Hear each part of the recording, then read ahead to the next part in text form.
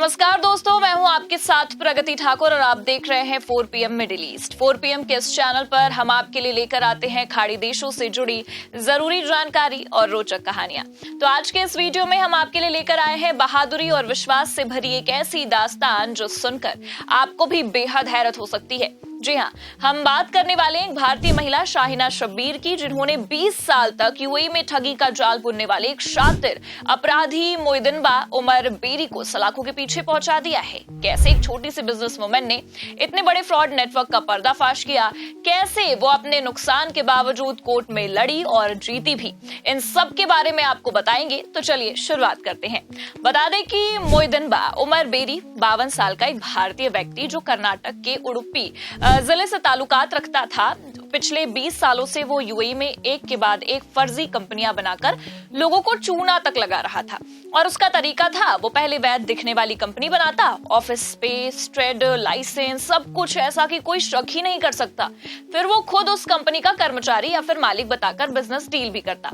और अगर हम देखें तो सामान मंगवाता और पेमेंट के लिए फर्जी चेक भी देता। जैसे ही सामान उसके हाथ लग जाता, वो उसे तीसरे पक्ष को बेच देता और कंपनी के तथाकथित मालिकों को देश से बाहर भेज देता। सामने आई एक रिपोर्ट के मुताबिक मोइदिनबा ने कम से कम 1 दर्जन ऐसी फर्जी कंपनियों के जरिए लाखों दिरहम की ठगी की। लेकिन उसकी चालाकी का शिकार सिर्फ बड़े बिजनेसमैन नहीं, बल्कि छोटे छोटे व्यापारी भी हुए, जिनके लिए यह नुकसान जिंदगी भर की मेहनत बर्बाद करने वाला था।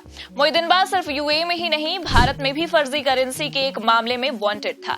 2013 में इंटरपोल ने उसके खिलाफ रेड नोटिस भी जारी किया था, लेकिन वो हर बार बच के निकलता था, क्योंकि उसकी कंपनियां उसके नाम पर नहीं थी। उसने बेरोजगार लोगों को अपने जाल में फंसाकर उन्हें डमी डायरेक्टर बनाया। लेकिन एक महिला ने इसकी पूरी जालसाजी का पर्दाफाश कर दिया, जिसका नाम है शाहिना शब्बीर, एक भारतीय मूल की बिजनेस वुमेन जो अजमान में अपनी छोटी सी कंपनी पेनपाल ट्रेडिंग चलाती थी। और 2023 में शाहिना को मोइदिनबा की फर्जी कंपनी 7 एमिरेट्स स्पाइसेस से ऑर्डर मिला।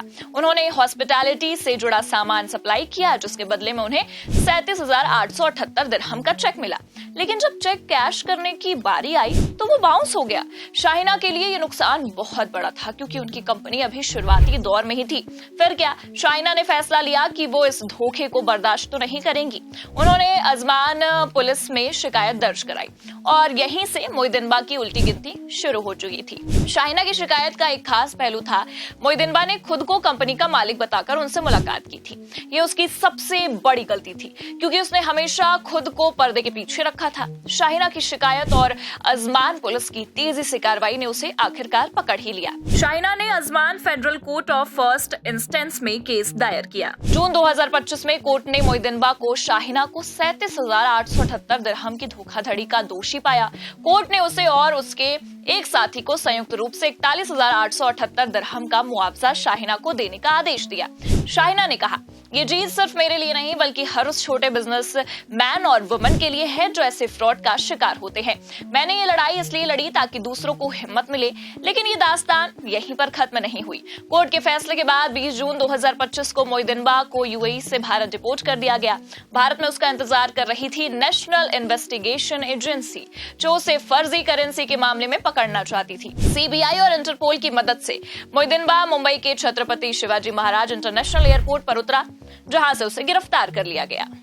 तो शाहिना की कहानी सिर्फ एक कोर्ट केस की जीत नहीं है, ये एक ऐसी महिला की हिम्मत की कहानी है जिसने सिस्टम पर भरोसा रखा और इंसाफ की लड़ाई लड़ी। यहाँ तारीफ करनी होगी अजमान पुलिस की भी, जिन्होंने उनकी शिकायत को गंभीरता से लिया। उनकी इस जीत ने न सिर्फ मोइदिनबा को सजा दिलाई, बल्कि उन तमाम लोगों को राहत दी जो उसकी ठगी का शिकार हुए थे।